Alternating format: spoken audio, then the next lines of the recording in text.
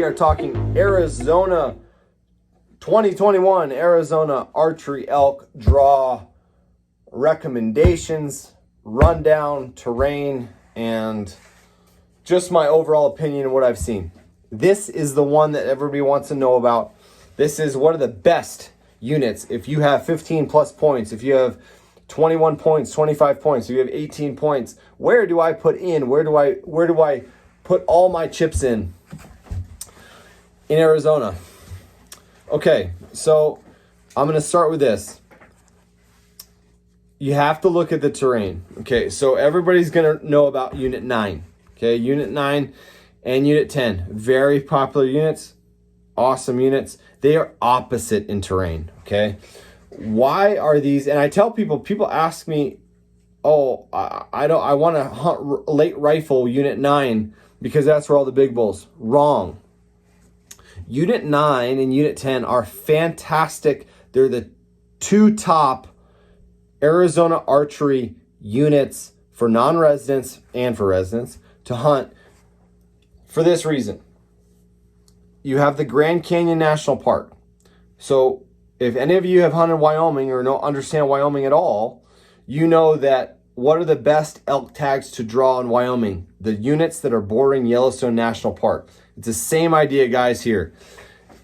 Unit 9 and Unit 10, their northern boundary is the Grand Canyon. Well, there is a bunch of bulls that live in the Grand Canyon National Park and cows, but bulls specifically, they spend all their time in those canyons, and for the rut, they come out of the national park and up on the plateau and into Unit 9 and Unit 10.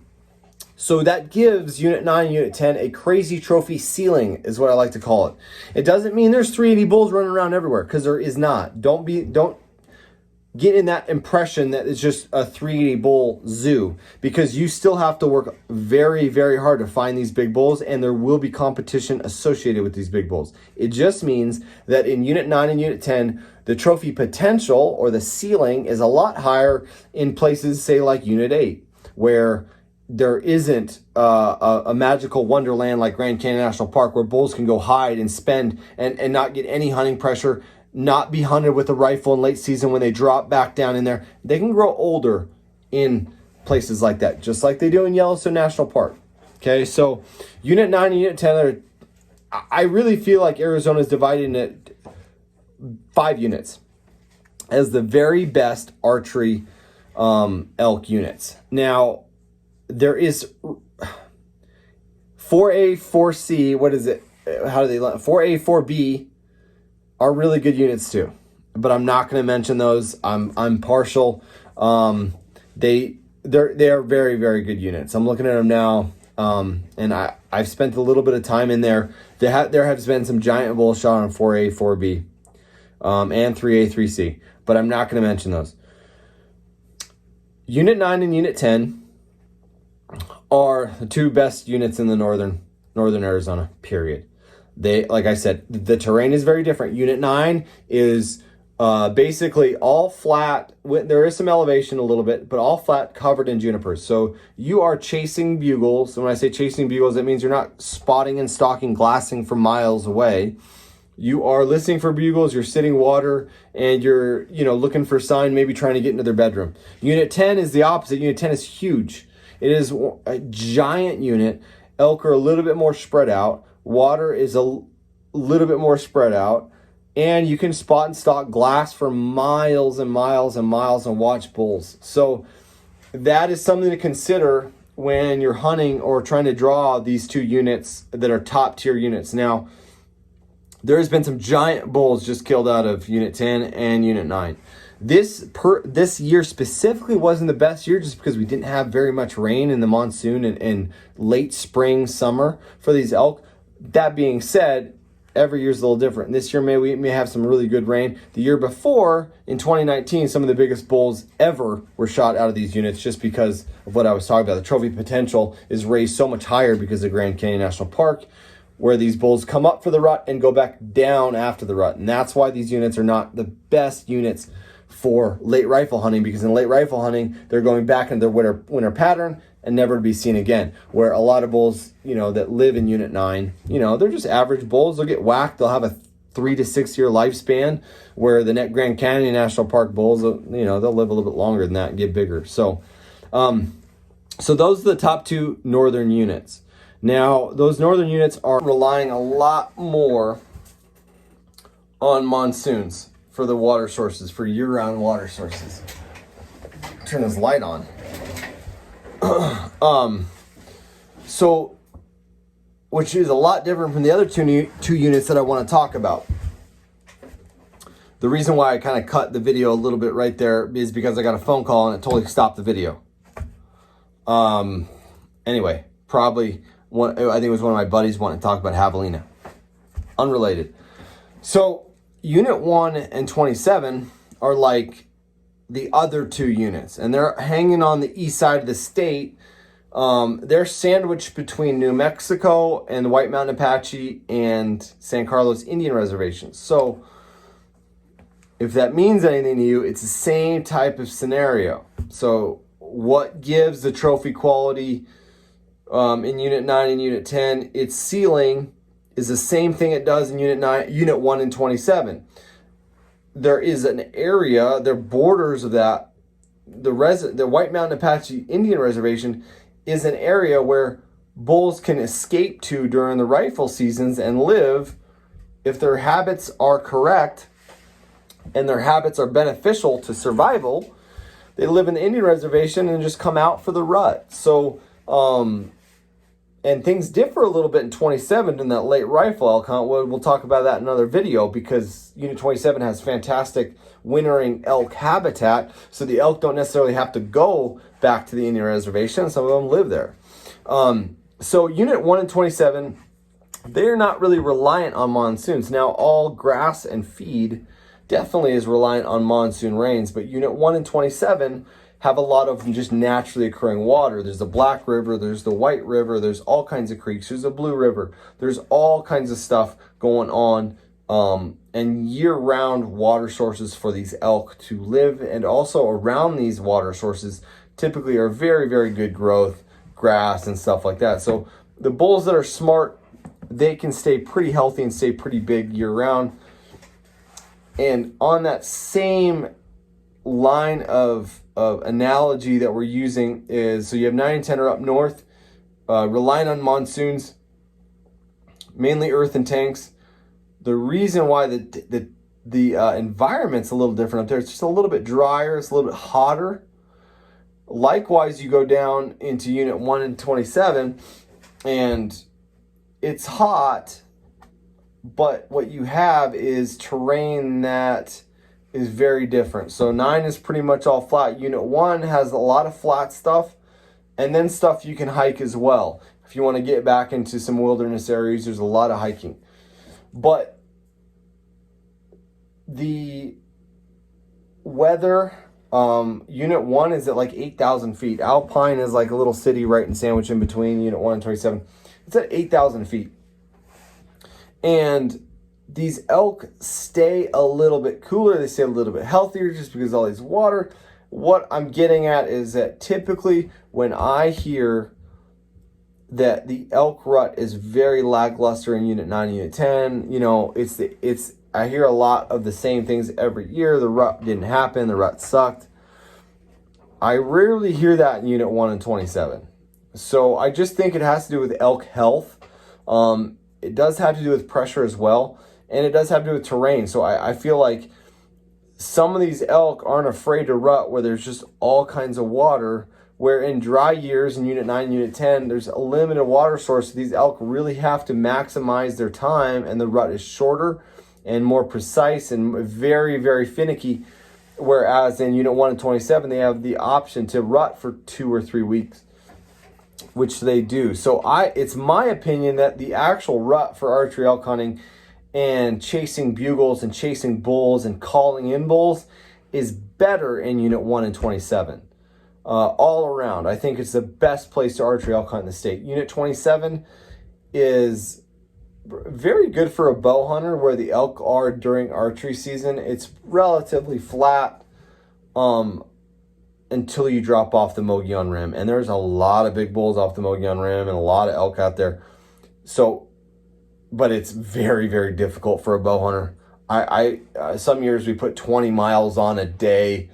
It's really, really rough. That being said, though, you can still have a very, very good hunt, very doable terrain on the northern half of 27 where there's still tons of bulls.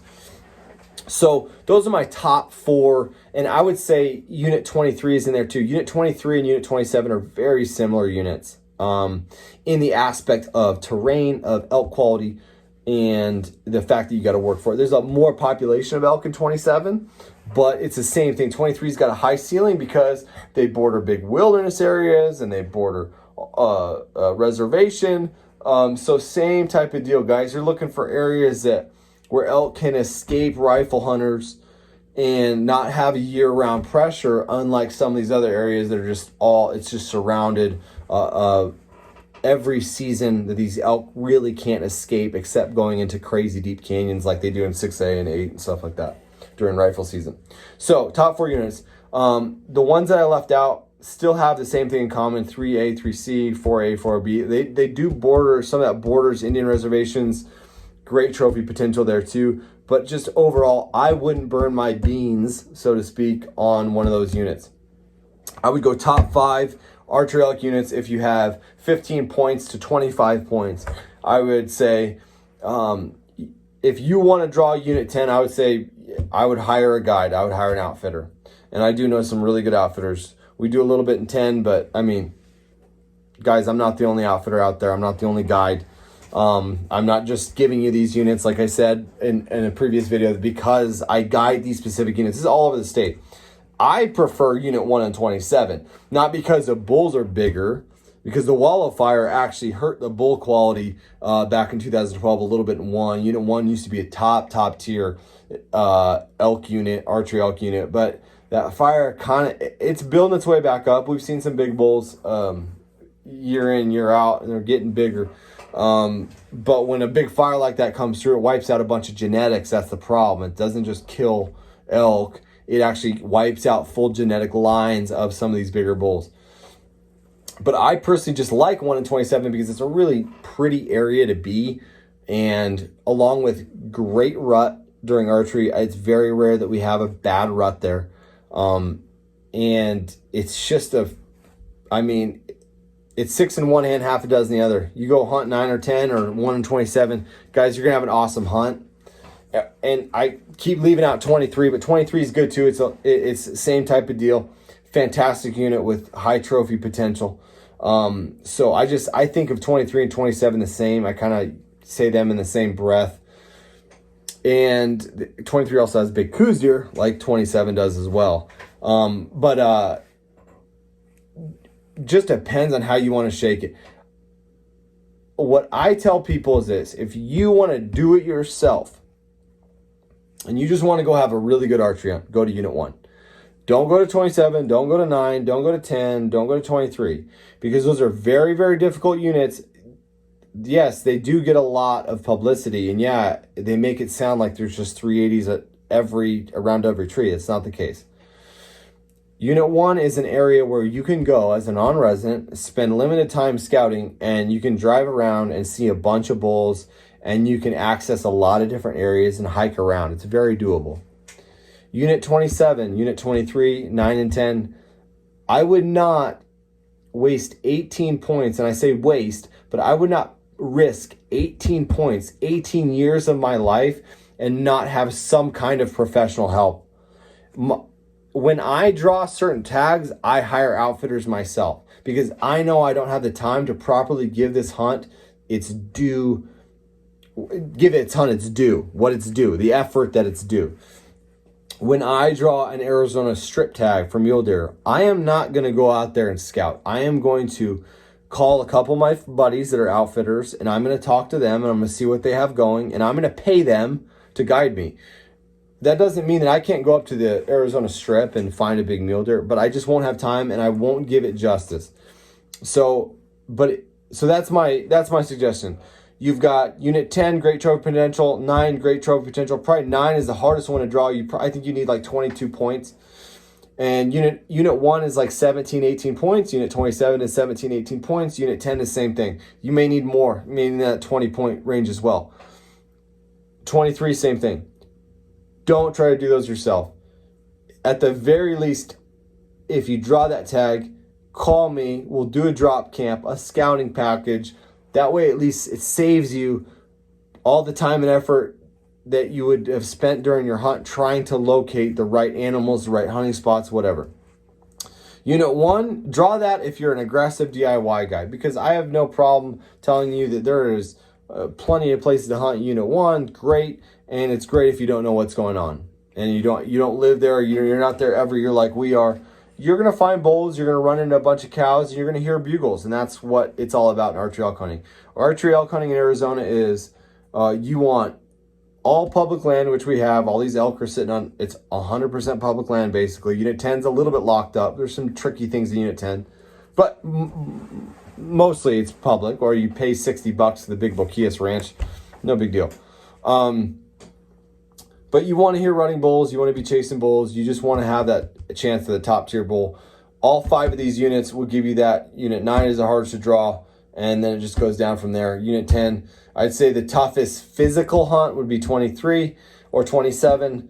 The easiest hunt would be 9 or 1, physically speaking. Unit 10, it's not the craziest terrain, but you may be putting on long miles, long stalks, chasing elk from a long ways away, because some of it's very wide open, looks like antelope country. So, all right, guys, if you have a bunch of points and you're gonna burn your beans in 2021, that's my suggestions. If you've got any comments, questions, concerns, and if you think something different, which you probably do, leave in the comments below. Subscribe. I'm going to be coming back with more videos about archery elk hunting and the draw in 2021, guys. Good luck if you're trying to apply, and hit me up if you have any questions about scouting options, drop camps, or guided hunts. All right, guys, take it easy. Till next time.